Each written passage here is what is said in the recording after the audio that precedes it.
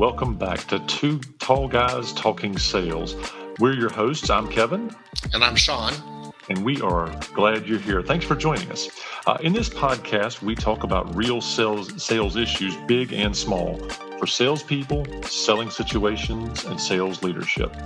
Collectively, we have over 50 years of sales, selling leadership, and sales acumen under our belts, and we're here to share a little bit of that with you in the next 15 minutes. We're glad you're here. Enjoy the show. When I was a boy, my mother used to say, "Go upstairs and get ready for bed." That meant, to me, go upstairs and get my pajamas on. As a budding 5, 6, 7-year-old, that's all I could comprehend. What she really meant, and to this day I use this with my kids, what she meant was go upstairs, pick up your room, change your clothes, brush your teeth, wash your face, all the things that get you ready for bed. Now, salespeople and sales leaders, we have the same burden that my mother had. We have to set clear expectations. And now is the time of the year where you need to be leaning into expectations and really reinforcing them. We're going to talk about mid-year reviews with your sales team. And Sean, we're going to cover everything from data to people to customers and how all of that interplays together. Yes, it's a weird setup with talking about brushing my teeth, but I think we're going to get clear results here when we set clear expectations. And I'm just sitting here thinking, as you're telling that story, how sorry I feel for your mother having to deal with you not following directions. And then I was thinking, I wonder if Kevin's saying that being a sales manager is a lot like being a parent, being a mother. And I hope you didn't say that, because I don't think No. Being a sales manager is a lot like being a data analyst, sometimes a psychiatrist, and sometimes a fortune teller. This is a great subject, though. I love it that we are talking about this at the mid-year, because we all know that things change within the year, and the expectations that we had when we were making our plans back in November and December, maybe those assumptions aren't correct anymore. Maybe the market changed on us. Maybe there's a limited amount of information that's come our way that says we have this problem. Or maybe there's a lot of information coming our way, like a couple of years ago when we had to deal with COVID and we had to make lots of mid-year changes to the processes that we were doing. We had to figure out how we were going to sell. Hopefully we won't have anything like that, but we have to understand that's what we deal with at the mid-year. We have to make those changes and make those assumptions. As I'm sitting here thinking about the analysis of what's going on and how do we change for the next year, for the second half of the year, what do you think of the prime things that you're looking at to make those assumptions? I always like to ground everything in an assumption based on fact. Like, you can always stand on the facts. If you're a sales leader or a salesperson trying to evaluate where you are, progress, dollars, units, sales, whatever, how far you are into a relationship, stand on the facts. Who do you know? What do you know about them? What has changed? What is new and different? But as a sales leader, if we just set the clear expectation, then we can start to build on what does the future need to look like or continue to look like. Setting clear expectations from customer touches. How much emphasis are we putting on customer potential versus past performance? If we're only measuring future attention on a customer to past performance, we may actually be leaving opportunity on the table. I tend to ground my decision making in knowledge, but also try to factor in what is the potential for a customer. What do we know about market changes, political, economic, legal, environmental, social, technology changes, pestle kind of thinking? What do we know in those verticals that relate to how we address our customers and serve them? For a sales leader, looking at all the environmental factors, the ecosphere and performance and potential of a customer is really important for me. You? I totally agree. I want to add just a little bit to that. And with the realization that most of the people listening to this podcast are in a B2B environment. We sell from one company to another company. We're not selling B2C. And so most of our sales cycles are relatively long. Now, your sales cycle at their individual company may be a month. It may be 3 or 4 months. It could be a year in many cases. And the reality is we need to have a situation where we are thinking about what can we get done for this year, When I'm doing my sales analysis, I'm also saying, let's not work on that one so much because that one's going to take a year for us to close it. And we have a quota this year. We have to make our number. What are we going to get done for this year? What are we going to pay attention to for this year? Now, I'm not saying to plan for the deals because that would be a mistake, but I'm saying it's also time, along with all the other analysis that you just mentioned, it's a time to do a little pruning of our opportunities to figure out what are we going to really work hard on and get done and put all of the power of that tree as we prune the tree, all that power of that tree into the best possible fruit that can come off of that tree by the end of the year. That's a great analogy because when you prune those limbs that are struggling, the roots get stronger and that produces better fruit. Great analogy. The thing I want to kind of lead us down the road of also talking about, because I think this is really important. It's been important for me, maybe I should say. I, big heart, big, huge heart, love spreadsheets. When I think about behaviors and activities, I tend to start with spreadsheets. But what I don't want to gloss over here is mid year review of the sales team, the people doing the work. Now's a great time to double down on your training or retraining or supplemental training of how you're coaching and developing your team. A development plan doesn't have to be just for Q1. If you're developing people and crafting new skills, when I'm working with my customers, I talk about flexing new muscles versus building muscles.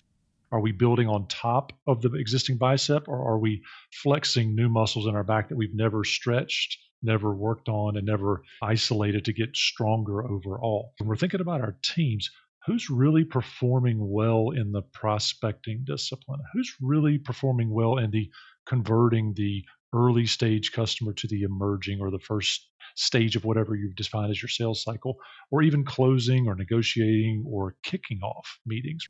Getting customers started is as much of a sales effort as actually delivering the work we promised. I like to think about this year as a great time to also, in addition to pruning the opportunities, also thinking about where can we upskill our team to produce that fruit. With a little bit of fertilizer, you can also get better results. I tell this to my clients all the time that training needs to take two different spins on this whole process. There's the training, is the classroom training, the book training, and I'm not saying we should do a lot of book training, but we're going through some theory, we're going through the steps, we're talking about it. Maybe we've done some effective training in our meetings about a certain subject or a certain skill. But now is also the time when you just talked about those people that really got it and got better at those areas where we really need to make it a habit. This is the time when good sales managers start really coaching the training that they did earlier in the year. And so that coaching happens on a continuous basis and it embeds the practice, embeds the philosophies and the best practices into the salesperson's daily activity. Great thing to have happen a half year to figure out where you're at, who caught it during the training cycles that you did earlier in the year, and what do you have to do to reinforce that message a little bit for those people who really caught it, and a lot for those people who still are kind of falling back on their old habits and not adopting the new way of working. It's also a time to do a little pruning potentially for your sales team. Which person is just not stepping up? As a sales leader, halfway through the year, are they going to help you finish the year? Are they the right person for the next year? As a sales leader, I'm starting to do analysis of who do I want to take into next year? And is that the team? Do I have the right people in the right seats in the bus, to take a EOS saying, to actually move this through and make sure that I am ready for next year? Because I only have 6 more months or so before next year happens, depending on when you're listening to this podcast. But I only have just a few short weeks, and we're going to be doing our budgets for next year. Do I have the right people there? Do I need to think about upscaling those people a little bit? I know that's a tough conversation to have, but let's be honest, this is about business. This is about doing the right thing for the company and make sure we're doing the right thing and being successful. Because it's about leadership. At the end of the day, we've got all of this data and all of these behaviors and all of these key performance indicators, KPIs. And I think we should probably couch this. We're not just talking about checking in on the forecast. Leadership is work. That's why we don't advocate for player coaches. You need somebody coaching and developing, you need somebody executing. If you want to lean into that subject more, go back to our library of content here because we produced a lot around that subject. Everything from catching people doing things right to even in our CEO workshop series, looking at how do you coach non-sales people to be cognizant of what sales opportunities are around them. For right now, we're talking about analyzing what you've got and digging into some of your data, both behaviorally and in comparison to last year and in comparison to expectations. As a sales leader, there's a lot of analysis that comes to bear here. Sean, let's paint some guardrails on this discussion and keep us tight because we're about 2/3 of the way through our time here. I want to get really meaty and heavy for people to take something away from this. Let's talk about data analysis for a minute. Data analysis is a great subject. You talk about doing spreadsheets. I'm going to encourage sales managers to start their data analysis within their CRM system and really dig into everything in that CRM system. I create dashboards for my clients that give you a separate view, different from just what deals are going to close, what's going on, who's done the last updates, but really look at how good is the data that salespeople are putting in there and they're keeping track of. How good is that data? Are they doing an effective job of really understanding their clients and their prospects? And is that data in there as well? Start with your CRM system. Try to do as much as you possibly can there. Nobody loves having you pull a spreadsheet out of a CRM system, crunching it all in that CRM system. You made some changes to the CRM system, and now you have to update the CRM system after the fact. That just kind of sucks. As much as possible, do it within your CRM system. Really dig into those sales processes. Really look into how many deals do I have? Are they appropriately distributed in all the stages of your process? Your process might be heavy in some stages and light in others. Some stages may go very fast, and that's okay as well. That can be done by design, but are they appropriately heavy in the right spots of your CRM system? And really dig into what's going on. Is everything going through the process the way it should? Are all the deals happening the way they should? Do we have the documentation? Try to find the problems in the step. Once again, you have about 6 months now till the end of the year. That data analysis part has to bring out where are the great opportunities to close in the next 6 months, as well as where are we falling behind and we need to put a little more energy, a little more effort into that single deal to get it moving in the right direction. Because now's our time to do that. Now is the time. And if there was no better time than 6 months ago, the best time is now. Sean, I want to pick at that a little bit because I think that one actionable thing some of the sales leaders could take away from this part of our discussion is what does a good, healthy pipeline look like? If you're a sales leader out there, jump in your CRM, quick, hit pause on this, jump in your CRM, go to your pipeline, and look at your deals by stage. And I want you to look at two things. Number one, do I have enough count of opportunities in every stage? If your deal flow is about 10 deals a week and you've only got 8 deals in your pipeline, warning, there's a problem there. If you've got a deal flow of 10 per week that are closing and you've got all 100 of your opportunities in the to be qualified stage, warning number two, you haven't got enough spaced out to get consistent closing. There's an immediate place you can look for data that could be improved. On top of that, and I know I'm running short on time, think critically. This is a sales leadership discussion. Think critically about the number of days a deal should be in any one stage. That number of days becomes really important. You can coach as a sales leader for improvement with your team, just knowing that, hey, that deal's been in there for 30 days. Our regular time in this stage is 8 days. We should probably investigate that deeper. Those two quick takeaways may be helpful for anybody out there going, where do I start with a healthy pipeline discussion? There's not a one size fits all here, but there is a process to figure out what makes the most sense for your company. Count dollars and days. Start there, do some quick analysis, and see if you can make a difference today. That's a great point to leave on. I think that we gave you a few things, Mr. and Mrs. Listener out there, to make your pipeline a little stronger, do a little bit of mid-year analysis, get your team on board, get ready for next year because next year's going to be here really, really soon.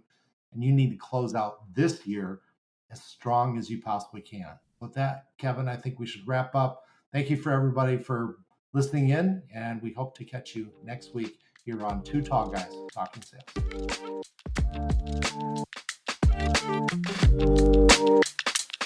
Thank you very much for joining us on this podcast of Two Tall Guys Talking Sales. We hope that we were able to share some valuable insight, valuable knowledge with you to make your selling adventures easier and more successful. Please join us every week. We drop these on Tuesday afternoon at 4:30 p.m. Eastern Time. Please subscribe to us in your favorite podcast player. Also, please join us on LinkedIn, where we do a CEO workshop, and that CEO workshop is dedicated monthly to big questions that CEOs are having and how to grow their business and drive sales. You can find us on LinkedIn. Just search for Two Tall Guys Talking Sales. Thank you very much. Have a great day.